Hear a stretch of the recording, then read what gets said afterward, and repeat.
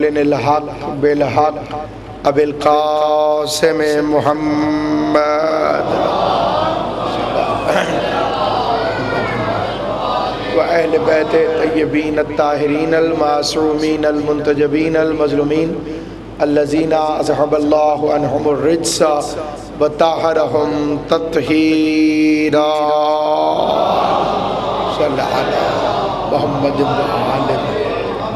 لسیما بقیت اللہ المنتظر امام زماننا حاضا روحی و ارواح العالمین لتراب المقدم الفدا عجل اللہ تعالی فرجہ الشریف وسہل اللہ تعالی مخرجہ الشریف ولعنت اللہ دائما باقیہ علی اعدائہم وغاصب حقوقہم ومنکر فضائلہم ومصائبہم وولایتہم مجمعین اما بعد قال رسول ثقلین الحسن منی و انا منہ مل کے صلوات پڑھ لیں محمد و آل محمد صلی اللہ علیہ محمد و آل محمد خدا بند قدوس و برتر محمد و اہل بیت محمد کی عزت اور عظمت کے صدقے میں اس ذکر پاک کو اپنی بارگاہ میں شرف قبولیت عطا فرمائے۔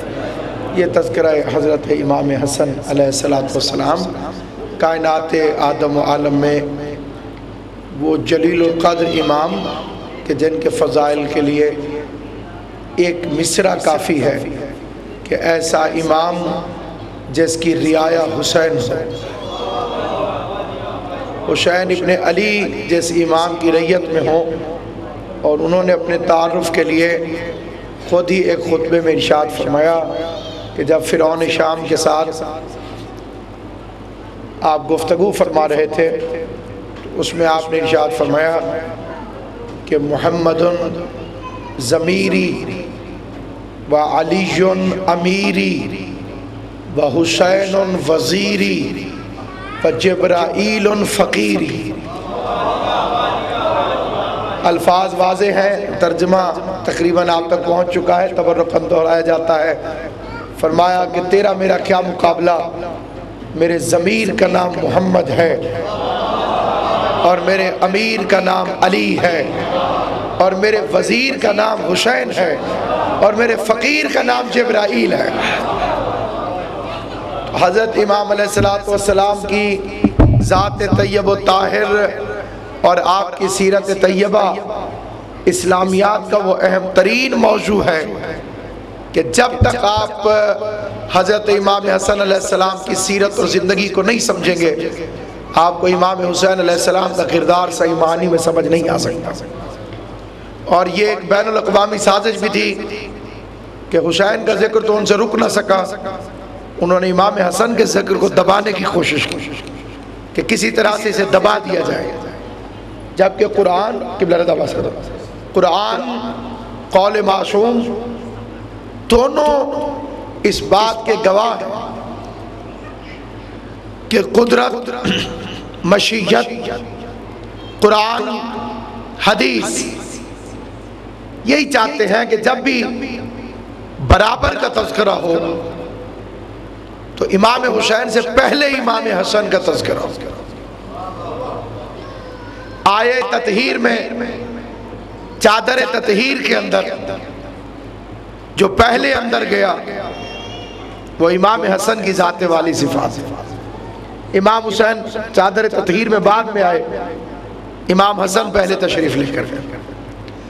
آغوش فاطمہ الزہرا میں حسین ابن علی قرآن بن کے بعد میں نازل ہوئے، حسن مجتبی پہلے نازل ہوئے۔ اس لیے امام حسن کا ایک خصوصی ٹائٹل ہے جو اور کسی کے پاس نہیں، اول آل محمد۔ آل محمد کی جب آپ فہرست بنائیں گے تو جو سب سے پہلے جس ہستی کا نام لکھا جائے گا وہ حضرت امام حسن علیہ السلام۔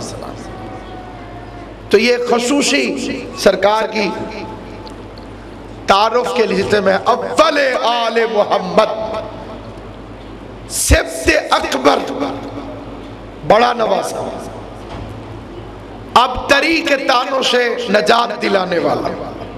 اس پہلے حضور علیہ السلام کو جو کفار ابتر کہتے تھے وہ سلسلہ ختم ہو گیا ظہور امام حسن علیہ السلام۔ حضرت کے آ جانے سے وہ جو لوگ کہتے تھے کہ بیٹا ہوگا تو دین چلے گا، تو یہاں رک کر ایک فکرہ کہنے پہ مجبور ہوں، کافروں، مشرکوں، تمہیں کیوں فکر ہے کہ دین ختم ہو جائے گا؟ اس کی اولاد کوئی نہیں، اس کا بیٹا کوئی نہیں۔ چلیے امام حسن کے آنے سے پہلے بیٹا نہ تھا، دوست تو تھے نبی کے، یا یہ بھی کوئی کہے گا کہ دوست نہیں تھے؟ دوست موجود تھے، چاہنے والے موجود تھے، اصحاب موجود تھے۔ تو سامعین گرامی قدر، کتنی اہم بات ہے کہ یہ نقطہ مشرکین کی سمجھ میں آ گیا کہ دین کی وارث اولاد ہوتی ہے، اصحاب نہیں ہوتے، ورنہ وہ کیوں کہتے کہ اولاد نہیں ہے؟ اور جب حضرت کا ظہور پر نور ہوا تو اسلام میں کئی چیزوں کا آغاز ہوا۔ ایک تو بدر کے مار کھائے مسلمانوں کو پہلی عید منانے کا موقع ملا، اور یہ آن دی ریکارڈ ذمہ داری سے فکرہ کہہ رہا ہوں کہ یہ حضرت امام حسن کی آمد مسلمانوں کی پہلی آفیشل عید تھی۔ اس سے پہلے مسلمانوں میں کوئی عید موجود نہیں ہے۔ جو پہلی خوشی منائی گئی باقاعدہ اور باجماعت وہ ظہور حضرت امام حسن علیہ السلام، اور اسلام میں جو پہلا عقیقہ ہوا وہ حضرت امام حسن علیہ السلام۔ عقیقہ سنت ہے لیکن موقدہ اسے کہتے ہیں جس کی تاکید کی جائے۔ اگر آپ چاہتے ہیں کہ آپ کا بچہ بلاؤں سے دور رہے، مصیبتوں سے دور رہے، آفات سے دور رہے، تو حکم دیا گیا کہ اس کا عقیقہ کی جائے، اور یہاں تک تاکید کی گئی کہ اگر بچہ 7 دن کا ہو کے مر جائے تب بھی اس کا عقیقہ کیجیے۔ تو جو پہلا عقیقہ ہوا اسلام کے اندر، پیغمبر اسلام نے دعوت کی، بھیڑ کو ذبح کیا، اور امام حسن علیہ السلام کے سارے اطہر کے بالوں کے وزن کے مطابق چاندی صدقہ تھی۔ یہ بھی اسلام میں پہلی مرتبہ ہو رہا تھا، اور یہ پہلا فرد فرید تھا کائنات میں جو ماں باپ دونوں کی طرف سے ہاشمی تھا، وہ علی ہیں، اور جو ماں باپ دونوں کی طرف سے معصوم تھا وہ ذات امام حسن علیہ السلام۔ اس سے پہلے اگر کسی کا باپ معصوم تھا تو ماں معصومہ نہیں تھی، اور اگر کسی کی ماں معصومہ تھی تو باپ معصوم نہیں تھا۔ مرج البحرین یلتقیان، ہم نے 2 سمندر رواں کیے۔ مرج البحرین، 2 سمندر رواں کیے، یلتقیان بینہما برزخ لا یبغیان، دونوں کے درمیان برزخ ہے، اور وہ ایک دوسرے کو چھوتے تک نہیں۔ بغی کرنا، چھونا، 2 سمندر ہیں لیکن رواں دواں بھی ہیں، لا یبغیان، ایک دوسرے کو چھوتے تک نہیں۔ فَبِأَيِّ آلَاءِ رَبِّكُمَا تُكَذِّبَانِ، اللہ کی کس کس نعمت کو جھٹلاؤ گے کہ یخرج منہم اللؤلؤ والمرجان۔ اب اغیار کیا کہتے ہیں اس سے ہمیں سروکار نہیں۔ تفسیر اہل بیت کیا کہتی ہے کہ یہ 2 سمندر سید کونین اور امیر ممکنات، لولو سرکار حسن، مرجان امام حسین، اور جو فکرہ خاص توجہ کا ہے اس زمانے کے مطابق، کیونکہ سپلائی اینڈ ڈیمانڈ بڑی ضروری ہوتی ہے، کس چیز کی زیادہ ضرورت ہے اس کو سپلائی کرنا چاہیے ممبر سے بھی۔ کیوں میں نے ولایت پہ تذکرہ کیا؟ کیونکہ ضرورت تھی کہ ولایت پر امام حسن کے حوالے سے تذکرہ کیا جائے۔ سردیوں کا موسم ہو، گرمیوں کا موسم ہو، زلزلہ آ جائے تو کمبل نہیں بھجوائے جائیں گے، پہلے گرمی سے بیچارے مارے جا رہے ہیں، تو وہی سپلائی کرو جس کی ضرورت ہے۔ تو اس ضرور زمانے کے اندر جو استعمار، طاغوت، امریکہ، اسرائیل جو شر پھیلانا چاہتے ہیں وہ ہے عقیدوں میں ہمیں تقسیم کر دینا۔ شیعت کے پاس عقیدہ نہ ہو تو کیا ہے؟ نمازیں ان کے پاس بھی بڑی ہیں، روزہ ان کے پاس بھی بڑا ہے، حج پہ وہ بھی آپ سے زیادہ تعداد میں ہوتے ہیں، زکوٰۃ انہوں نے ایکسٹرا دی ہوئی ہے، مدرسے ان کے زیادہ ہیں، مسجدیں ان کی زیادہ ہیں، جمہور ہے ان کے پاس، مفتی ہے ان کے پاس، حافظ، سب کچھ ہے، عقیدہ نہیں ہے۔ اور بخشش عمل پر نہیں، عقیدے پر ہے۔ اگر کسی کو یہ خناس داخل ہو گیا ہے جی میں عمل کروں گا جنت میں چلا جاؤں گا، تو آپ شیطان سے زیادہ تو عمل کرنے والے نہیں ہو سکتے۔ شیطان عمل میں مار کھا کے جہنمی نہیں بنا، کم بخت عقیدے پہ پھسل گیا۔ اور مکرہ بھی آدم کی تعظیم سے، تو جو آدم کے احترام کا انکار کرے وہ تو قیامت تک لعنتی، اور جو علی علیہ السلام کی ولایت کا اقرار کر رہا ہو اور انکار کر جائے اس کے اثرات کیا نکلیں گے اس کے لیے؟ تو اس کے لیے آپ خود سوچئے۔ لیکن وما علینا الا البلاغ، زبردستی نہیں ہے۔ الحمدللہ میں اسی عقیدے پہ مرنا چاہتا ہوں، نماز پڑھاتا ہوں، گناہگار ہوں، علی ولی اللہ پڑھتا ہوں۔ کوئی اسی عقیدے پہ میرے ساتھ آنا چاہے بسم اللہ الرحمن الرحیم، کوئی نہیں آنا چاہتا تو آپ تشہد میں پڑھانے والے کے پابند نہیں ہیں۔ ایک نہیں پڑھاتا میں اس کے پیچھے پڑھ لیتا ہوں، کیونکہ میں نے تو الحمد اور سورت ہی پڑھنی ہے اس کے پیچھے۔ تو جب تشہد آئے گا تو مجھے اپنا پڑھنا ہے، قیام آئے گا تو مجھے اپنا نہیں پڑھنا، اس کے پیچھے پڑھنا ہے، رکوع و سجود مجھے اپنا پڑھنا ہے۔ بہرحال یہ کیونکہ ولایت علی کے پیغمبر اور اللہ کے بعد، ان کے بعد جو مولا علی کے بعد آئے پہلا مبلغ ہے ولایت امیر المومنین کا حضرت امام حسن علیہ السلام، جو صرف علی اور ولی اللہ پہ لڑتا رہا۔ امام حسن علیہ السلام کی زندگی کے وہ پہلو انشاءاللہ ابھی جو باقی تقریریں باقی ہیں وہ ساری اسی پہ ہوں گی، اور امام کی مشکلات پہ گفتگو ہوگی۔ سامعین گرامی، تلوار لے کر آنے والے سے لڑنا آسان ہے، لیکن آپ کے سامنے آپ کے باپ کو کوئی گالیاں دے اس کو سن کر برداشت کرنا مشکل ہے۔ آپ کی آنکھوں کے سامنے دین کو تبدیل کرنے کی کوشش کی جا رہی ہے، اس چیز کو دیکھنا مشکل ہے۔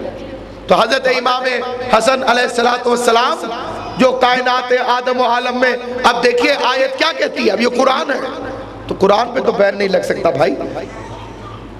لا یقیان، وہ ایک دوسرے کو چھوتے تک نہیں۔ آل محمد کو اپنے جیسا کہنے والوں سے سوال ہے، یا تو اس آیت کا ترجمہ بدل کے دکھائیں، یا اللہ سے کہیں یہ آیت قرآن سے نکال دیں کہ دو سمندر رواں ہیں اور ایک دوسرے کو چھوتے تک نہیں، اور لولو بن کے حسن آ جاتے ہیں اور مرجان بن کے حسین آ جاتے ہیں۔ حد ادب اتنی ہے کہ اس کو قرآن نے جتنا کہا اتنا بیان کر دیا جائے، تاکہ عظمت علی و فاطمہ کائنات کی نظروں میں آئے کہ یہ تم جیسے نہیں ہے۔ اسی لیے زیارت ہے حضرت عثمان ابن سعید، اللہ کی رحمتیں ہوں، امام زمان کے نائب نواب اربعہ میں سے عثمان ابن سعید، ان کی زیارت کا فقرہ ہے، اس پر سلام، جو اس راز سے واقف ہے کہ بطول کے ہاں ولادتیں کیسے ہوتی ہیں۔ راز نہ ہوتا تو الگ سے سلام کیوں ہوتا؟ الگ سے سلام بتاتا ہے کہ یہ اللہ کا ایک جلیل القدر راز ہے جسے انسانیت نہیں سمجھ سکتی۔ بہرحال جب آخری تقریر میں حضرت کے ولادت کے آثار اور تذکرہ کروں گا تو اس میں اس کی مزید تشریح کرنے کی کوشش کروں گا۔ یہاں سے اتنا سامعین گرامی قدر، امیر المومنین شہید کر دیے جاتے ہیں، مشکل ترین دور امامت شروع ہو رہا ہے۔ اور کل میں نے عرض کیا تھا کہ امیر المومنین علیہ السلام کی زندگی کے اندر جو مشکلات آئیں اس کے اندر پہلے والی کرپٹ حکومتوں کے اثرات، پورا بگڑا ہوا معاشرہ، رشوت کے عادی حضرات، فتوے دینے والوں کی مشینیں جو بعد میں اتنا ترقی کر گئیں کہ روایت ہے کہ ایک بندہ کوفہ میں تقریر کر رہا تھا اور اس نے کہا کہ احمد ابن حنبل فرماتے ہیں کہ جو شخص ایک مرتبہ لا الہ الا اللہ کہتا ہے اللہ جنت میں اس کے لیے ایک پرندہ خلق کرتا ہے جس کی چونچ سونے کی ہوتی ہے، اور وہ لا الہ الا اللہ لا الہ الا اللہ پڑھتا رہتا ہے قیامت تک، اور اس کا ثواب اسی کے نام اعمال میں لکھا جائے گا۔ اتفاق سے احمد ابن حنبل مسجد میں موجود تھا، اس نے کھڑا ہو کے کہا بندہ خدا میں احمد ابن حنبل، میں نے تو یہ حدیث بیان نہیں کی۔ توجہ فرما رہے ہیں آپ؟ تو اس نے کہا کمینے میں نے اپنے ایک دوست کا نام احمد ابن حنبل رکھا ہوا ہے، اس نے یہ کہا۔ تو یہ صورتحال بن گئی تھی۔ سفیان ثوری جیسے 3000 حدیثیں حضرت جعفر ابن محمد علیہ السلام کے حوالے سے بیان، امام حسن کی مشکلات پر توجہ کیجیے، اس نے 3000 حدیثیں امام کے نام سے بیان کر دی۔ صادق آل محمد فرماتے ہیں، صادق آل محمد، اور ایک مکان میں اس کی ملاقات ہو گئی امام سے، اور وہ امام کو نہیں پہچانتا۔ امام نے فرمایا سفیان ثوری صوفیوں میں بڑی عزت والی شخصیت، میں نے سنا ہے کہ تو نے جعفر ابن محمد نامی شخص سے بہت حدیثیں بیان کی۔ اس نے کہا بے شک، کہا 3000 سے زیادہ، کہا اس سے بھی زیادہ، کہا اگر وہ کہے کہ میری حدیثیں واپس کر، تو نے میرے نام کو غلط استعمال کیا، میں نے یہ کہا ہی نہیں۔ تو اس نے کہا جب تک میں کوئی اور نام نہیں ڈھونڈ لوں گا میں حدیثیں واپس نہیں کر سکوں گا۔ تو کیا دور ہے امام حسن کا، جب گورنمنٹ کے لیول پر اعلان کرایا گیا، سرکاری سطح پر، پرائیویٹ بات اور ہوتی ہے، سرکاری سطح پر کسی پر اعتراض نہیں، لیکن حقیقت تو نہیں چھپائی جائے گی۔ اس لیے میں حضرت کا لفظ بھی استعمال کر رہا ہوں تاکہ کسی کی دل آزاری نہ ہو، کہ جو حضرت عثمان کی شان میں ایک حدیث بنا کے لائے گا اسے 1 درہم دیا جائے گا، اور 3 لائے گا تو 5 درہم۔ جب معاشرے میں کاروبار نہ ہو اور کسی کو مفت میں خالی تھوڑی بہت، عربی تو انہیں سیکھنی نہیں پڑتی تھی، فصاحت و بلاغت ہو، تاریخ کہتی ہے کہ اتنی حدیثیں بنی امام حسن کی آنکھوں کے سامنے، اتنی حدیثیں بنی کہ قرآن کی قسم خود ایک دن معاویہ پریشان ہو گیا، کہنے لگا یہ ٹو مچ، زیادہ ہے، بہت زیادہ، انہیں کچھ کم کرو۔ وہ کم کر کے لائے، منبر کی قسم کھا کے کہتے، اور ایک لفظ کا بلکہ حرف کا ذمہ دار، کہ یہ بہت زیادہ ہو گئی، انہیں کچھ کم کرو۔ پھر کم کر کے کہنے لگا ابھی بھی بہت زیادہ ہے۔ تو عمر ابن العاص نے کہا کہ اس کی حدیثیں کم نہ کروا، تو حضرت ابو بکر اور حضرت عمر کے لیے بھی کچھ حدیثیں بنوا لے، بیلنس ہو جائے گا۔ اس نے کہا تب بھی یہ اتنی زیادہ ہے کہ لوگ نہیں مانیں گے۔ اس کے بعد ایک اور حکم جاری کیا گیا کہ جو مولا علی کی شان میں کوئی حدیث بیان کرے اس کے گھر کو گرا دو، اس کے بچوں کو قید کر لو۔ سامعین گرامی قدر، شیعت کیسے آج یہاں تک پہنچی ہے؟ ہم تلوار کی دھار پر چلتے ہوئے آئے، جسے یہ بات سمجھ میں آئے گی اسے علی ولی اللہ سمجھ میں آئے گا، جسے یہ واقعات سمجھ میں نہیں ہے۔ جب حی علی خیر العمل کو کیوں نکالا گیا آذان سے؟ چلیے باقی چیزوں پر تو لوگوں میں اختلاف ہے، اس پر تو ابھی علماء کرام متفق ہیں کہ حی علی خیر العمل میدان غدیر میں پیغمبر نے جو 1.5 لاکھ کے مجمع کا بریک تھا، کیسے رکوایا گیا 1.5 لاکھ کے مجمع کو؟ جاتا ہوا 1.5 لاکھ کا مجمع، اسے روکنا آسان نہیں ہے۔ اس 1.5 لاکھ کے مجمع کا جو بریک تھا اس کا نام ہے حی علی خیر العمل، آؤ خیر العمل کی طرف۔ تو 1.5 لاکھ کا مجمع رک گیا، تب کیونکہ اس سے عنوان تھا ولایت، اس لیے ببانگ دہل حضرت عمر یہ ارشاد فرماتے تھے کہ میں 3 چیزیں رسول کی ختم کرتا ہوں، متعت الحج، متعت النساء، اور آذان میں حی علی خیر العمل۔ کیوں ختم کرنے کی ضرورت پڑی؟ اس لیے کہ خیر العمل، جو عمل خیر تھا وہ دنیا کو یاد آتا تھا، اور انہوں نے اس زمانے کے اندر جہاد کے لیے حدیثیں گھڑنا شروع کر دی، اور جہاد کے لیے اتنی حدیثیں بنائی گئی کہ لگتا ہے کہ وہ توحید سے بھی کوئی افضل چیز ہے۔ سب من گھڑت، خود اس پر علماء اہل حدیث ان کے بیانات اس دور کے اندر، مولانا اسحاق کا کل بھی میں نے آپ کے سامنے، اس نے فتنہ وضع حدیث اس پر پورا خطبہ دیا اور بتایا کہ لوگوں نے کیسے آل محمد کے فضائل کی حدیثوں کو چھپایا، ابھی چھپی ہے تو اتنی ملی ہے۔ لوگوں کے فضائل میں حدیثوں کو پڑھایا، یہ درد دل ہے۔ اسی زمانے میں حدیث بنائی گئی، ابو بکر منی و انا من ابو بکر۔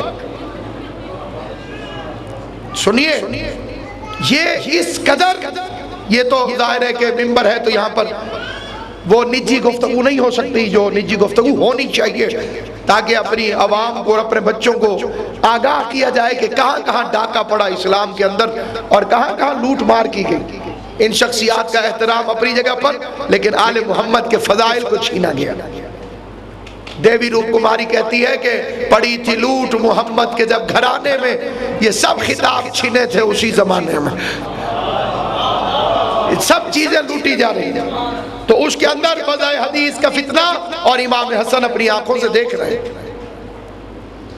حجت خدا کا فرزند اپنی آنکھوں سے دیکھ رہا ہے۔ اس میں کوئی شک نہیں کہ آپ علم کی سربلندی پہ تھے۔ خدا آپ ہی کی حدیث ہے کہ اگر مجھے کوئی دائیں کان میں گالیاں دے اور بائیں کان میں معذرت کر لے تو میں معاف کر دوں گا۔ توجہ فرمائیں، یہاں پر ایک شخص آتا ہے اور شام سے آتا ہے۔ شام ایک بڑی ڈیفرنٹ چیز ہے۔ خالی شام کے جغرافیے پر گفتگو کو سمجھنا چاہیے کہ شام کیا تھا۔ ایک طرف جیلی حدیثیں گھڑی جا رہی تھی، دوسری طرف ان لوگوں کو قتل کروایا جا رہا تھا جو علی کے فضائل کو اپنی آنکھوں سے دیکھ چکے تھے۔ لہذا اور ریکارڈ ہے کہ حضرت ابو بکر کے زمانے میں جو پہلی جنگ ہوئی، جنگ یمامہ، اس میں 70 افراد قتل ہوئے جو بدر لڑے تھے، بدری صحابی۔ بدر کے 70 مجاہد قتل ہو جانے کا کیا مطلب؟ ٹوٹل تھے ہی کتنے؟ 313۔ 313 میں سے 70 ایک ہی جنگ میں چلے گئے، وہ علی کی بہادری کے عینی شاہد تھے۔ اب ہیرو تراشنے لگے لوگ علی کے مقابلے پر۔ شام دم توڑ چکا تھا اسلام کے آگے، روم کمزور ہو چکا تھا، تو وہاں پہ پبلک کو کہا گیا کہ چڑھ دوڑو، حملہ کرو۔ اور پبلک میں یہ بات مشہور کی گئی کہ صاحب علی بھی بہادر تھے، خالد ابن ولید بھی بہادر، علی بھی بہادر تھے، یزید ابن ابو سفیان معاویہ کا بھائی وہ بھی بڑا بہادر ہے، علی بھی بہادر تھے، عمرو بن العاص فاتح مصر ہے، یہ بھی بہت بڑا بہادر ہے۔ قصہ گو بنائے گئے جن کا کوئی کام نہیں تھا، خالی مسجدوں میں آ کے بیٹھ جاتے تھے اور سٹوریز سناتے تھے، جس میں امیر المومنین کی شان کو گھٹایا جاتا تھا۔ ابھی کتاب آپ کے لاہور سے چھپی ہے، جس پوری کتاب میں 2 باتوں پر لکھا گیا ہے۔ ایک لکھی گئی ہے کہ رسول کو ابو طالب نے نہیں پالا تھا، کفیل محمد اس کتاب کا نام ہے، کفیل محمد، لاہوری سے پرنٹ ہوئی۔ زبیر ابن عبد المطلب نے پالا تھا۔ اس جھوٹ کو ثابت کرنے کی 500 صفحے کی کتاب میں کوشش کی گئی، اور دوسری کوشش یہ کی گئی ہے کہ مرہب کا قاتل علی نہیں تھا، بلکہ اسلمہ نے قتل کیا تھا مرہب۔ تو سامعین گرامی قدر، یہ کیوں کوشش ہے ہر جگہ سے علی کو مٹا دیا جائے؟ خدا کے لیے میں اور آپ اس ٹیم کا حصہ نہ بن جائے، کیونکہ اسلام minus Ali is equal to 0، یہ فارمولہ ہے اسلام کا۔ اگر اسلام سے علی نکلے گا باقی کچھ نہیں بچے گا۔ یہ وہ مشن ہے، جب باہر سے کہیں سے آیا ہوگا تو سب سے پہلے ضیاء الحق نے اسلامک آئیڈیالوجی کونسل میں بیان کیا تھا، مجھے اسلام چاہیے علی کے بغیر۔ شیعہ سنی علماء بیچارے چپ کر کے بیٹھے رہے، ہر کوئی تو ایک ڈکٹیٹر کے سامنے نہیں بول سکتا، ان کی لسٹ موجود ہے، بڑے ٹاپ کے لوگ چپ کر کے بیٹھے رہے۔ ضیاء الحق کو کیا جواب دے، کیا کہا جا سکتا ہے؟ لیکن مولا نے اپنا کام جس سے لینا ہوتا ہے لے لیتے۔ وہاں ایک اہل سنت تھا، بریلوی تھا، عاشق علی تھا، خان سامہ تھا، رینک بھی کوئی بڑا نہیں تھا، چائے دے کر گیا، پتی نہیں ڈال کر گیا۔ اور جب ضیاء الحق نے تڑپ کے پوچھا یہ کیسی چائے ہے جو پتی کے بغیر ہے، تو اس نے کہا بے وقوف، جب پتی کے بغیر چائے نہیں ہو سکتی تو علی کے بغیر اسلام کیسے ہو؟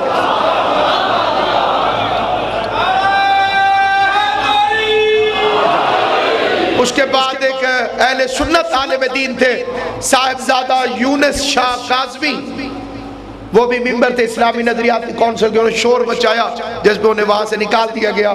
بعد میں پھر انہیں کسی اور دور کے اندر اس غلطی کا اس کا ازالہ کیا گیا، انہیں دوبارہ ممبرشپ دی گئی، اور انہی نے یہ شعر پڑھا کہ تذکرہ اسلام بے ذکر علی ایک لفافہ ہے کہ جس میں خط نہ ہو۔ تو یہ ایک باقاعدہ موومنٹ تھی۔ اس موومنٹ کے بعد امیر المومنین کو سازش کے تحت قتل کیا گیا۔ شام کی گورنری کیوں دی گئی اسے؟ دوسرے دور خلافت میں اسے شام کا گورنر بنایا گیا۔ شام کے لوگ اتنے بے وقوف تھے کہ وہ معاویہ کو السلام علیکہ یا رسول اللہ کہہ کے سلام کرتے تھے، اور وہ چپ کر کے سنتا تھا اور کہتا تھا کہ مجھے ایسا کہو۔ شام پوری دنیا کا پہلا سکول سسٹم جہاں صبح سے لے کے شام تک پڑھائی ہوتی تھی۔ اس سے پہلے جتنے بھی سکول تھے یا جتنے بھی مدرسے کھل چکے تھے، ایون کہ یونان جیسے نے یہ فلسفہ دیا عمرانیات کا، اس مقام پر بھی جو سکول سسٹم تھا یا صبح ہوتا تھا یا شام ہوتا تھا، صبح سے لے کے شام تک، اور بیچ میں مفت روٹی ملے گی، علی کو گالیاں دو۔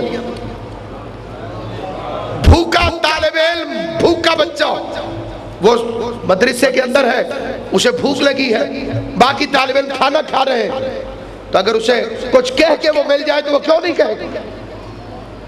یہ لوگ بڑے ہو کے حسین کے قاتل بنے۔ بکری کا بچہ تحفے کے طور پر چھوٹے بچے کو حکومت کی طرف سے تحفہ، چھوٹے بچے نے بکری کا بچہ لے لیا، اس بکری کے بچے کے ساتھ کھیلنے لگا، مانوس ہو گیا اس بکری کے بچے سے، یہ ریئل فیکٹ ہے۔ اس کے بعد ایک فوجی آیا معاویہ کا بھیجا ہوا، اس نے نقاب چڑھایا ہوا، اس نے بچے کو مارا، بکری چھین کے نکل گیا۔ ادھر یہ نکلا، ادھر اسی طرف سے دوسرا فوجی آیا، کہا تم کیوں رو رہے ہو؟ کہا بکری کا بچہ میرا چھن گیا۔ کہا گھوڑے پہ آیا تھا بندہ؟ اب بچے نے کہا ہاں۔ نقاب پہنی ہوئی تھی؟ ہاں۔ سفید رنگ کی بکری تھی؟ ہاں۔ ساری نشانیاں کنفرم کرنے کے بعد خدا نخواستہ نعوذ باللہ اس نے کہا ابھی ابھی میں نے علی کو جاتے ہوئے دیکھا ہے یہاں سے۔ اس بچے کے دل میں امیر المومنین کے خلاف بغض پیدا ہو گیا کہ علی نے میری بکری چھین لی، اور وہ تو اچھا ہے اس نے دی تھی، اور یہ اچھا نہیں ہے اس نے چھین لی۔ سامعین گرامی، اس سے بھیانک واقعات ہیں امیر المومنین کے خلاف بغض پیدا کرنے کے لیے جو شام میں پیدا کی گئی۔ تو اس نو مسلموں کے خطے میں جان بوجھ کر معاویہ کو گورنر بنایا گیا، کیونکہ یہ جتنا مضبوط ہوگا اتنا ہاشمیوں سے دشمنی کرے گا۔ تو یہ حادثہ نہیں تھا، سوچی سمجھی سازش کے تحت آیا۔ این اس وقت جب امیر کا لشکر جانے والا ہے، امیر المومنین کو قتل کیا گیا، اور اس میں 100 افسانے گھڑے گئے۔ کتاب نامی عورت ڈال دی گئی، جی عورت کے پیچھے یہ قتل ہو رہا تھا۔ حق البیت، اس بے غیرت کو یہ پتہ نہیں تھا عبد الرحمن ابن ملجم کو کہ علی کو ماروں گا تو زندہ نہیں رہوں گا۔ یا تو یہ کہو کہ شادی کر کے آیا تھا، پھر بھی بات کو سمجھ میں آتی ہے۔ امیر کو جمعہ کے دن 21 رمضان کو جمعہ تھا، نماز صبح سے پہلے کوفے میں آ کر قتل کرنے والا بندہ وہ رشتے کی امید پر آیا تھا؟ نہیں، پھر اس کی رشتہ داری بتاؤ۔ کتام رشتہ دار ہے، قریبی، بنی امیہ سے تعلق رکھتی، اور وہاں پر امیر المومنین کے خلاف سازشیں اور سرداروں کو دعوت کہ 2 لاکھ دینار پیسے کے بدلے بندے کتنی جلدی بکتے ہیں، یہ آپ کے اور میرے تجربات میں آنکھوں کے سامنے ہے۔ کتنی جلدی لوگ وفاداریاں تبدیل کر لیتے ہیں، کیونکہ دین تو نہیں ہے، جب سیاست ہی سیاست ہے تو اس میں سارا مذہب تو پیسہ ہے۔ جاگیر، گورنری، حسن کو چھوڑ دو، علی کو چھوڑ دو۔ تو ایک سازش کے تحت، اور ایک سازش اور بھی کی گئی، 2 آرٹیفیشل قاتل بلائے گئے۔ ایک آرٹیفیشل قاتل نے عمرو بن العاص پہ حملہ کیا، وہ بھی سارا ارینج تھا، سارا کا سارا، کوئی اسے قتل کرنے خارجی نہیں آیا تھا، وہ اپنا ہی سکھایا ہوا بندہ تھا۔ اور ایک نے ادھر فرعون شام پہ حملہ کیا، یہ بھی آرٹیفیشل تھا۔ یہ 2 ناکام ہو گئے، تیسرا کامیاب ہو گیا، امیر شہید ہو گئے۔ اب کردار امام حسن شروع ہوتا ہے۔ اس دن بھی امام حسن کی کوئی نماز قضا نہیں، بلکہ ہر نماز کی جماعت کرائی۔ ایون کہ وہ مصلی جس پہ امیر المومنین کا خون اطہر تھا، اس میں ماتھا رکھ کے سبحان ربی الاعلی و بحمدہ۔ پھر اس کے بعد امام نے فصیح و بلیغ خطبہ ارشاد فرمایا، اور خطبے کے بعد ابن عباس اٹھے اور انہوں نے آواز دے کے کہا ایھا الناس، فرزند رسول کی بیعت کرو۔ تو ایک مجمع ٹوٹ پڑا امام حسن علیہ السلام کی طرف روتے ہوئے، اور امام حسن علیہ السلام کی بیعت کر۔ وارث دستار امیر المومنین مسند پر بیٹھے۔ اب سب کچھ اپنی آنکھوں سے دیکھا ہے۔ 3 ہجری 15 رمضان کو اس دنیا میں آئے تھے، نشیب و فراز سے واقف تھے۔ رمضان کا مہینہ آیا تھا، بندے کٹھے ہو کر آ گئے، یا علی، پہلے بزرگ حافظ نہیں تھے، انہوں نے ابن ابی کعب سے کہا تھا کہ وہ تراویح پڑھائے، تو آپ تو ماشاءاللہ قرآن کے حافظ بھی ہیں، آپ خود پڑھائیں گے؟ مولا علی سے گفتگو ہو رہی۔ امیر المومنین جلال میں آئے، فرمایا اللہ کا قرآن تمہارے سامنے کھلا پڑا ہے، اور میرے بھائی کی سیرت تمہارے درمیان گزری ہے، ایسی بدعت کی طرف مجھے کیوں دعوت دیتے ہو کہ جس کا دین میں سرے سے کوئی وجود ہی نہیں؟ کہا آپ مت پڑھیے، ہم تو پڑھیں گے، ہے تو قرآن۔ کتنا پرانا اور گھسا پھٹا جواب ہے جو آج تک چلا آ رہا ہے تو قرآن۔ تو کبھی فجر میں 3 سورتیں پڑھ لو، الحمد، پھر انا انزلنا، پھر قل هو اللہ بھی پڑھ لو، فجر کی نماز، ہے تو قرآن نہیں۔ جتنا کہا گیا ہے اتنا کرو، اطاعت ہے، زیادہ کرو گے تو بغاوت ہے۔ فجر کی نماز 2 رکعت پڑھو گے تو اطاعت ہے، جھوم کے تیسری شروع کر دو گے تو پہلی 2 بھی خراب ہو جائیں گی۔ شیطان کو اللہ نے یہی کہا تھا جب اس نے کہا تھا یہ سجدہ چھوڑ دے، چپے چپے پہ تجھے سجدہ کروں گا، تو آواز آئی کم بخت، تجھے کس نے کہا میں محتاج عبادت ہوں؟ میں محتاج عبادت نہیں ہوں، میں لائق عبادت ہوں، اور عبادت وہ نہیں جو تیری مرضی ہو، عبادت وہ ہے جو میری مرضی ہو۔ بندوں کی آپ جتنے جائیے جو انکوالیفائڈ ڈاکٹرز ہیں، عطائی جن کے پاس کوئی سند بند نہیں ہے، وہ 15-15 20-20 دوائیوں کی گولیاں اٹھا کے دے دیتے، کسی سے تو آرام آ جائے گا۔ تو اب جب امام چلے تو لوگوں نے نماز پڑھنی شروع کر دی، تو امام حسن آئے درہ لے کر امیر المومنین کے حکم پر، اور تراویح پڑھنے والے حضرات کو امیر المومنین کے حکم پر حضرت امام حسن نے درے مارے، اور وہ جو لوگ دوڑے تو وہ شام چلے گئے اور پروپیگنڈا کر دیا علی نماز بھی نہیں پڑھنے دیتا۔ اب آپ کو پتہ چلا کہ علی مسجد میں کیوں شہید ہوئے؟ علی کسی میدان جنگ میں شہید ہو جاتے، 80 جنگیں لڑی تھی علی نے۔ دشمن نے پروپیگنڈا کر دیا تھا علی نماز نہیں پڑھتا، علی نے مسجد میں شہید ہو کے بتایا قیامت تک تجھے ماننا پڑے گا علی سجدے کی حالت میں شہید ہوا۔ اس لیے علی نے ضربت کھانے کے بعد فرمایا فزت برب الکعبہ، رب کعبہ کی قسم میں کامیاب ہوا۔ تو اب دور شروع ہوتا ہے حضرت امام حسن علیہ السلام۔ آپ نے پہلا سرکاری آرڈر جو دیا، آپ نے تمام گورنروں کو بحال رکھا۔ امیر المومنین کے رکھے ہوئے گورنر تھے، کسی طرح کا کرپٹ ہونے کا کوئی خدشہ بھی نہیں تھا۔ آپ نے اسی لشکر کو تیاری کا حکم دیا کہ لشکر تیاری کرے۔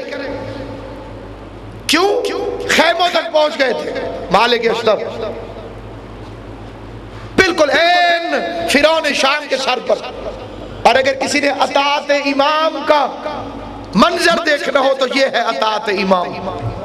مالک اشرف معصوم بھی نہیں ہے، لیکن علی فرماتے ہیں مالک کو مجھ سے وہی نسبت حاصل ہے جو مجھے نبی سے۔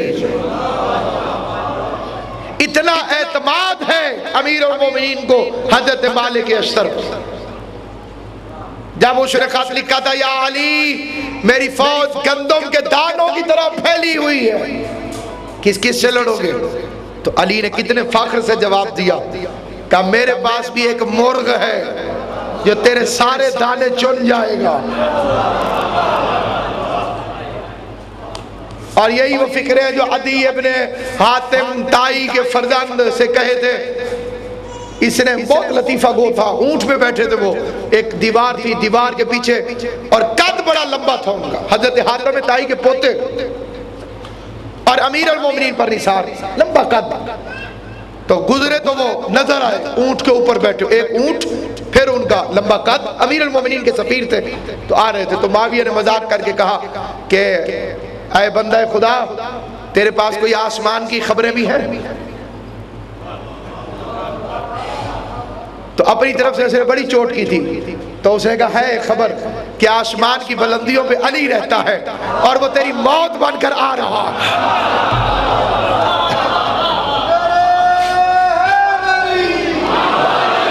تو اس نے کچھ پیسوں کی آفر کی کہ آپ مجھ سے کچھ پیسے لے لیں گے، آپ تو مولا علی کو اپنا امیر مانتے ہیں، تو میرے سے کچھ پیسے لے لیں گے؟ تو پیسوں کی تھیلی کو پکڑ کر انہوں نے فرمایا میں تو تیری جان بھی لے لوں گا، یہ تو پھر پیسے ہیں۔ یہ امیر المومنین کا سفیر تھا جو اپنے بولنے میں بے مثل و بے مثال فصیح و بلیغ شخص تھا۔ اس کی کوئی بڑی اگر تیزی سے بھی پڑھی جائے تو گھنٹہ سوا گھنٹہ اس کی گفتگو ہے، ایک ایک سوال پر ایک ایک جواب دلچسپ ہے۔ خیر موضوع سے متعلق نہیں، لہذا اسے چھوڑ کر آپ کی خدمت میں یہ بات عرض کرنا چاہتا ہوں کہ سامعین گرامی قدر، حضرت مالک اشتر پہنچ گیا عین سر پہ، اور خدا کی قسم اللہ کرے میں اسے بیان کر سکوں جس طرح سے یہ کیفیت میرے دل کے اندر ہے۔ بائیں ہاتھ فرعون شام کی داڑھی اور گریبان میں بیک وقت ڈالا اور نیچے بھیجا۔ ابھی وہ زمانہ نہیں آیا کہ جب وہ شیو کرائے، اسے شیو کرائی وہ امام حسن سے معاہدہ توڑنے کے بعد پہلا اقدام اس نے کیا کہ یہ رسول کی سنت ہے، میں اسے نہیں مانتا۔ نیچے گرایا اس نے، حضرت مالک اشتر نے فرعون شام کو داڑھی سمیت گریبان پکڑا ہوا، اور پھر اس کے بعد خنجر نکالا، اور اب ہاتھ یہاں پہنچ گیا۔ اب آپ اس ایکشن کی موومنٹ کو سمجھتے ہوں گے، کسی کو مارنے کے لیے جب ہاتھ پیچھے کیا جاتا ہے یہاں تک ہاتھ پہنچ گیا، اور اب کتنی دیر ہے؟ ادھر ہونا ہے۔ میں نے آج تک کیا ہے کہ مائک کو نہ لگ جائے کہیں، تو وہ بس یوں کرنا ہے، یہاں ہاتھ پہنچ گیا، اور اتنے میں کانوں میں آواز آئی مالک علی کہتے جنگ روک دو۔ یہ ہے اطاعت امیر المومنین، یہ اطاعت امیر المومنین۔ مالک کو شہید کر دیا گیا، اور اب جانشاروں کی ایک تعداد موجود ہے، حذیفہ موجود ہے، ابراہیم ابن مالک اشتر امام حسن کے پاس موجود ہے۔ لشکر کو تیاری کا حکم دیا جا رہا ہے، لشکر تیار ہو رہا ہے اسی جنگ کو کنٹینیو کرنے کے لیے۔ یعنی اتنی کمزور ہو گئی تھی فوج شام کہ اب علی کا جرنیل تھوڑے سے مجاہدین کے ساتھ اس کے سر کے اوپر پہنچ گیا۔ تو اگر خارجی بھی نہ نکلتے سازش کے تحت اور یہ جنگ جاری رہتی تو آج تاریخ اسلام مختلف ہوتی۔ تو اب کتنی دیر رہ گئی تھی شام کو فتح ہونے میں؟ ایک گورنر، ایک صوبے کے گورنر، اور وہ امیر کے خلاف، کائنات کے امیر کے خلاف سازشیں کرتا، اور امیر المومنین کے نہج البلاغہ میں یہ فکرہ کہ افسوس زمانہ کتنا برا ہو گیا کہ مجھے اور معاویہ کو ملا کے پیش کرتا ہے۔ امیر المومنین نے جس چیز پہ افسوس کیا وہ چیز یہ ہے۔ تو اب سوچئے امام حسن کا زمانہ کیا گزرا ہوگا کہ جب وہ امام کو کچھ بھی نہیں سمجھتا، اور اس وقت سامعین گرامی قدر امام علیہ السلام کا لشکر تیار ہوتا ہے، اور جب لشکر تیار ہوتا ہے تو 80 سردار خرید لیے جاتے ہیں۔ اس میں مرکزی کریکٹر ہے اشعث بن قیس۔ آل محمد کو بڑا نقصان پہنچا ہے، اس کی رشتہ داری بڑی سینسیٹیو ہے۔ مسلمانوں کے پہلے خلیفہ کا فرسٹ کزن اور بہنوئی، یہ دو رشتے ہیں اس کے، اس سے دو بچے ہوئے اس کے، محمد ابن اشعث اور اسحاق ابن اشعث، یہ مسلمانوں کے پہلے خلیفہ کے سگے بھانجے ہیں اور امام حسین کے قاتلین میں شامل ہیں، اور اس کی بیٹی جودہ بنت اشعث جو امام حسن علیہ السلام کو زہر دینے والی ہے، جسے گوشہ نشین کہہ کے دنیا چپ کر جاتی ہے۔ اگر وہ گوشہ نشین ہستی تھی تو امام حسن کو 9 مرتبہ زہر کیوں دیا گیا؟ 9 مرتبہ زہر۔ پہلی مرتبہ جب آپ مدائن تشریف لے کر گئے، آپ کو اطلاع ہوئی کہ 32 شیعہ قتل کر دیے گئے۔ اس زمانے میں 32 کی تعداد کوئی اتنی قابل ذکر نہیں ہے، اس زمانے میں 32 کی تعداد کتنی بڑی تعداد ہوگی۔ امام تشریف لے کر گئے، جب امام وہاں پر گئے تو راستے میں بھی موصل سے ہو کر گئے اور واپسی میں بھی آپ موصل تشریف لائے، تو مختار ابن ابی عبیدہ ثقفی کے چچا نے امام کی دعوت کی اور امام کو اپنے گھر لے گئے۔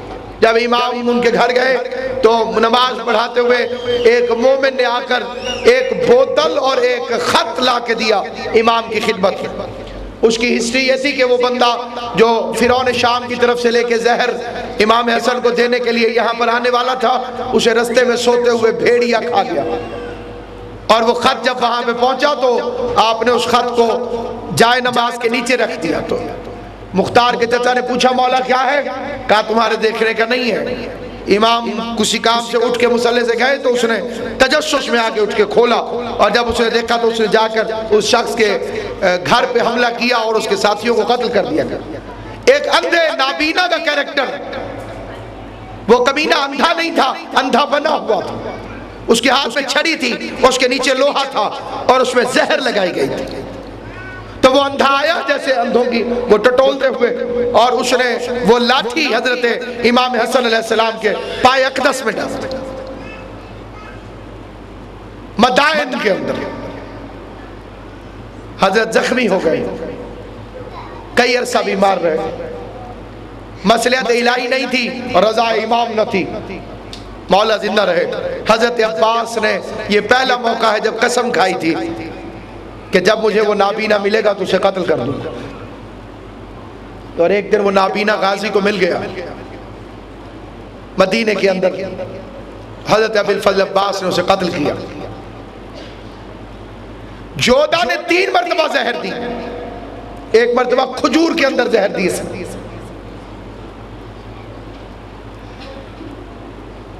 حضرت کا کھانا امام حسین کے گھر سے آتا تھا، امام حسن علیہ السلام کا طعام حضرت امام حسین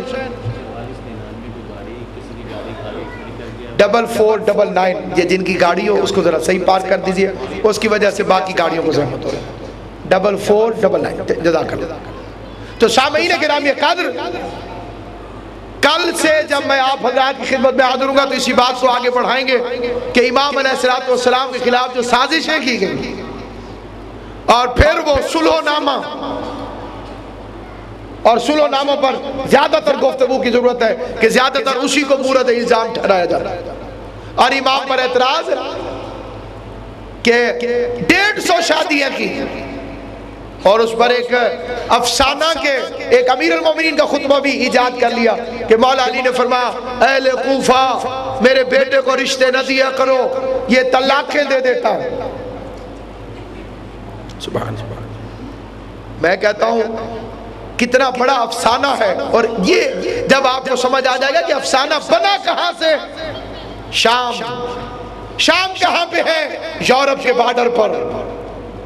یہ جتنے لوگ یورپ کو نکلتے ہیں انہیں سیریا کا رستہ استعمال کرنا پڑتا ہے، آگے سائپرس اور وغیرہ وغیرہ وغیرہ۔ تو کیوں میں نے کہا یورپ سے شام ملتا ہے، تو اس سے کیا تعلق؟ یورپ میں عیسائیت تھی، عیسائیت سے رابطہ تھا فرعون شام کا، وہ اسلام کے دشمن تھے کیونکہ عیسائیت مٹ رہی تھی، اور یہ اسلام سے انتقام لینا چاہتا تھا کہ اس کی جھوٹی سرداری کو اسلام نے رگڑ کے رکھ دیا تھا۔ تو اب سیریا کا دربار کنیکٹڈ تھا روم کے ساتھ، پردے ویسے، بیڈ شیٹس ویسی، غلام ویسے، نوکر ویسے، حتیٰ کہ اس کے جو نوکر ہیں وہ بھی ادھر اسپین سے بلائے ہوئے تھے تاکہ سارا رہن سہن کیسر و کسرا کی طرح ہو۔ اچھا نہایت پڑھے لکھے حضرات کی توجہ چاہتا ہوں، شادی عیسائیوں کے لیے اچھی چیز نہیں ہے۔ کرسچن اس شادی کو، ان کی پوری ہولی فیملی کے اندر 2 ممبرز ہیں، ایک ماں ایک بیٹا، اور یہ اکلوتے ماں بیٹا ہیں جو دونوں کنوارے تھے۔ نہ ماں کی شادی ہوئی حضرت مریم کی، نہ بیٹے کی شادی ہوئی حضرت عیسیٰ کی۔ آج بھی عیسائی پوپ اسی کو بناتے ہیں جس نے شادی نہ کی۔ اب کیونکہ اب ذہنیت کو پڑھیے، کیونکہ عیسائیوں میں شادی کو برا سمجھا جاتا تھا، اس لیے امام حسن علیہ السلام کے خلاف نفرت کے لیے جو بات تراش کی گئی، اس میں یہی الزام لگایا گیا شادیاں بہت کرتے تھے۔ اور وہ بندے ہتھے چڑھ گئے جو اپنے نبی کی براق کی فوٹو بناتے ہوئے بھی آگے کسی لپسٹک والی خاتون ہی کا فوٹو بناتے تھے۔ انہیں پتہ نہیں کہ یہ توہین پیغمبر اسلام ہے، سازشاً یہ تصویر بنائی گئی کہ اتنا زیادہ انہیں خدا نخواستہ خواتین کی طرف شغف تھا۔ مجھے وہ قبیلے سمجھ نہیں آتے جنہیں پتہ بھی تھا کہ حسن طلاق دے دیتے ہیں اور پھر بیٹی کا رشتہ دے دیتے تھے۔ اور چیلنج ہے علماء شیعہ کی طرف سے کہ 20 کے نام بتا دو، 15 کے نام بتا دو، 9 سے زیادہ کوئی نام نہیں بتا سکتا۔ اور اس میں سامعین گرامی قدر ایک جناب فروا بھی ہے۔ جناب فروا کی تاریخ، سیرت، کردار، ان کی بہن کی تاریخ، سیرت، کردار دونوں پڑھنے کے لائق ہے۔ لیکن آج فقط اتنا کہتا ہوں کہ ایسا حلیم امام، ایسا کریم امام، نفیس امام، میں نے قبلہ ابو الحسن نقوی صاحب سے یہ فکرہ پاکستان سے باہر کسی جگہ پہ سنا تھا، جہاں وہ ارشاد فرما رہے تھے کہ اتنا سنگین زہر دیا گیا امام حسن کو کہ آج تک ان کی قبر پہ پڑے ہوئے پتھروں کی رنگت سبز ہو جاتی۔ آپ جا کے دیکھیے جنت البقیع کے اندر، جنت البقیع کے اندر جو موجود ہیں پتھر حضرت امام حسن علیہ السلام کی قبر پر۔ اور اس سلسلے میں کافی مرحوم بہت بڑا عظیم ذاکر امام حسین گزرا ہے، آغا کافی، ایران۔ تو خاصا اس کا ایک مضمون ہے جس کے فکر یہ ہے، انہوں نے عالم تخیل میں دیکھا، فرماتے ہیں کہ ایک دن بقیہ کے کبوتر اڑتے اڑتے مشہد کے کبوتر سے کہیں فضا میں مل پڑے۔ کبوتروں نے اپنی زبان میں ایک دوسرے سے گفتگو شروع کی۔ آگا کافی فرماتے ہیں کبوتر نے دوسرے کبوتر سے عالم تخیل میں پوچھا تو کہاں رہتا ہے؟ اس نے کہا میں امام کے روزے پہ رہتا ہوں۔ تو پھر مشہد والے کبوتر نے دوسرے کبوتر سے پوچھا تو کہاں رہتا ہے؟ اس نے کہا میں 4 اماموں کے روزے پہ رہتا ہوں۔ اس کبوتر نے کہا جیسے امام کے پاس تو رہتا ہے، تو بتا تیرے امام کے پاس روزے کی کیا حالت ہے اور ماحول کیا ہے؟ تو مشہد والا کبوتر کہنے لگا آسمان سے زیادہ حسین ہے میرے امام کا روزہ، سونے کے گنبد ہیں، چاندی کی شاہراہیں ہیں، سونے کی سبیلیں ہیں، چاندی کی سبیلیں ہیں، کائنات سے مہنگی قالینیں ہیں، ہزاروں کا مجمع ہوتا ہے، ماتم، مجلس، نماز سب کچھ ہو رہا ہے۔ تو اس نے رو کے کہا تو میرے مدینے میں کبھی نہ آنا، کیونکہ جن کی قبروں پہ میں رہتا ہوں وہاں غربت برس رہی ہے، وہاں چراغ جلانے کی اجازت نہیں۔ میں نے ایک فکرہ کہا تھا اب اسے قبرستان کہنا چھوڑ دو، جنت البقیع قبرستان نہیں ہے، جنت البقیع زندان ہے۔ قبرستانوں کو تالے نہیں لگے ہوتے، قبروں پر درے والے نہیں کھڑے ہوتے۔ جاؤ جا کر دیکھو، میں نے تو حج پہ دیکھا جتنا حج پہ ہجوم ہوتا ہے، میں نے کئی اہل سنت بزرگ دیکھے جو محبت اہل بیت پہ تڑپتے تڑپتے آتے ہیں اور چپ کر کے پوچھ رہے ہوتے ہیں حسن حسین کی قبر کہاں ہے؟ تو میں نے ایک بزرگ سے کہا حسن کی تو یہاں ہے، حسین کی قبر یہاں نہیں ہے۔ تھا اہل سنت لیکن وہ بوڑھا بزرگ رو پڑا، اس نے کہا کتنے ظالم امتی ہیں، دونوں بھائیوں کی قبریں نہیں ملنے دی انہوں نے۔ میں نے کہا بھائی تو اہل سنت ہے، تو نے تو خالی بھائی کو رویا ہے، اب دنیا کہتی ہے شیعہ کیوں روتے ہیں؟ جب شیعوں کو پتا چلتا ہے حسن مدینے میں رہ گیا، حسین کربلا میں دفن ہو گیا، لیکن ہائے زینب جو نہ مدینے میں ہے نہ کربلا میں، بلکہ میری آقا زادی کا مزار شام میں بن گیا۔ اور امیر تیمور نے آ کے پوچھا تھا قبر شہزادی زینب عالیہ پہ ماتھا رکھے، شہزادی جب رہائی مل گئی تھی تو بھائیوں کے ساتھ کربلا میں دفن کیوں نہیں ہوئی؟ بقیہ کے اندر ماں کے پاس قبر کیوں نہیں ملی؟ دوبارہ شام کیوں آ گئی؟ تو کہتے ہیں کہ عالم خواب میں بی بی کی آواز آئی، تیمور تجھے یہ تو یاد رہا کہ مجھے رہائی مل گئی تھی، لیکن تو یہ کیسے بھول گیا کہ حسین نے سکینہ کو میرے حوالے کیا تھا؟ میں سکینہ کی خاطر دوبارہ شام آ گئی۔ سکینہ نہ گھبرا، تیری پھوپھی تیرے لیے واپس شام آ رہی ہے، تو شام میں اکیلی نہیں ہوگی۔ وَسَيَعْلَمُ الَّذِينَ ظَلَمُوا أَيَّ مُنْقَلِبٍ يَنْقَلِبُونَ أَلَا لَعْنَةُ اللَّهِ عَلَى الْقَوْمِ الظَّالِمِينَ رَبَّنَا وَتَقَبَّلْ مِنَّا إِنَّكَ أَنْتَ السَّمِيعُ الْعَلِيمُ وَتُبْ عَلَيْنَا إِنَّكَ أَنْتَ التَّوَّابُ الرَّحِيمُ اللهم بحق محمد وعلي وفاطمة والحسن والحسين وعلي بن الحسين ومحمد بن علي وجعفر بن محمد وموسى بن جعفر وعلي بن موسى ومحمد بن علي وعلي بن محمد وحسن بن علي وحجة بن الحسن العسكري صلوات الله عليهم أجمعين بهمة والله من أعدائهم تبرأ في الدنيا والآخرة۔ خدایا ان مجالس سے ادا کو منظور و مقبول فرما۔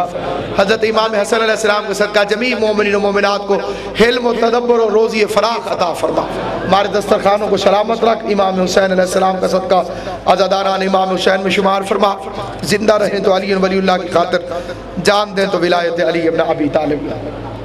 خدایا جو مسافرت میں ان کی محافظت فرما، بالخصوص زاہد بخاری صاحب قبلہ، ابھی میری ان سے بات ہوئی، حرم امام حسین علیہ السلام کے دروازے پہ سیدزادہ موجود تھا۔ خدایا جناب سیدہ کے صدقے میں سیدزادے کی نصرت فرما، جمیع مومنین و مومنات کو اپنے حفظ و امان میں رکھ، جمیع شیعان امیر المومنین کے قرض ادا فرما، جمیع شیعان امیر المومنین جو بے گھر انہیں گھر عطا فرما، جو بے اولاد ہیں انہیں اولاد عطا فرما، جو اولاد نرینہ کے طلبگار ہیں انہیں اولاد نرینہ عطا فرما، عزاداری امام کو عروج و غلبہ عطا فرما، دشمنان عزاداری کو نیست و نابود فرما، ماتمی جوانوں سے ان کی ماؤں کے کلیجوں کو ٹھنڈا رکھ، جنہیں اولاد عطا فرمائیے بخش دے، جنہیں نہیں عطا فرمائیے عطا فرما، ہم سب کو حج و زیارات نصیب فرما، بالخصوص قبر حسین کو چومنے کی توفیق عطا فرما۔ رمضان مبارک کا مہینہ تیزی سے گزرا جا رہا ہے، خدایا ہمیں واجبات ادا کرنے کی توفیق عطا فرما، اسوہ معصومین پر قائم و دائم رہنے کی توفیق عطا فرما، کہ محمد و آل محمد کے صدقے خان نظر عباس خان صاحب کو جناب سیدہ کے صدقے اولاد نرینہ عطا فرما، مخدوم نزاکت حسین شاہ صاحب کو اولاد نرینہ عطا فرما، جناب دیوان ناصر عباس صاحب کا سایہ امام حسین کے صدقے ہمارے سروں میں سلامت رکھ۔ جتنے مومنین و مومنات اس ذکر پاک میں موجود ہیں، شہزادی کونین کی عزت و مقدار بی بی، نہ میں ساروں کے نام جانتا ہوں نہ ساروں کی دعائیں جانتا ہوں، بی بی آپ سب کے نام جانتی ہیں، آپ سب کی دعائیں جانتی ہیں۔ شہزادی آپ خالی لوٹنے کے درد سے بھی واقف ہیں، آپ کو اپنے خالی لوٹنے کا واسطہ اپنے بچے کی مجلس سے کسی مومن یا مومنہ کو خالی واپس رکھے، سب کی جھولیوں کو حسن حسین کے صدقے سے لبریز فرما، ہمارے گناہوں سے درگزر فرما، خدایا ہمارے گناہ معاف فرما، صغیران کبیران کو درگزر فرما، میرے بھائی سلیم کی تمام مشکلات کو آسان فرما۔ اللہم صلی علی فاطمہ و ابیہا و بالیہا و بنیہا، اللہم صلی علی صاحب العصر والزمان، اللہم صلی علی محمد و آل محمد وعجل فرجهم وسائل مغرب ولا ناداهم اجمعین۔ جمیع شیعان امیر المومنین مرحومین مومنین و مومنات کے لیے ایک سورہ فاتحہ کی طرف